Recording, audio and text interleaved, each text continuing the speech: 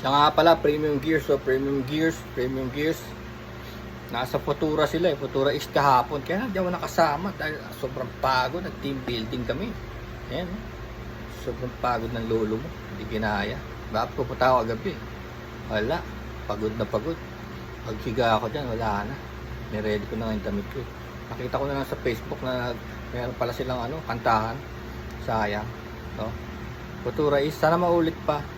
Weekends, ganun. Kasi parang basta Premium Gears siya, Premium Gears, meron silang mga t-shirt, hoodie, jersey, no? Meron pa yung balaklava, no? Magagandang quality, maganda actually ang mga tela. Tsaka yung tahi, yung nag-iimulmul.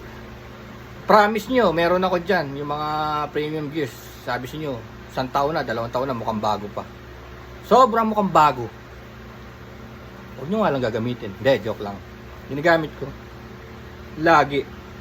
Pero sobrang bago pa rin talaga. Ang mura lang. Mas mura kaysa dun sa dun sa mga lumalabas dyan. No? Mas mura. Kasi ito parang 600 something lang gano'n. Jersey na yun. Ito mga t-shirt, mga 400 lang ito. Ito. Mga balaklava, mga... Mura lang talaga. Tsaka madaling kausap si Boss A. Tsaka minsan buy one take one pa nga. Diba? Okay talaga. Okay talaga Premium Gears. Premium Gears. Premium Gears. Premium Gears.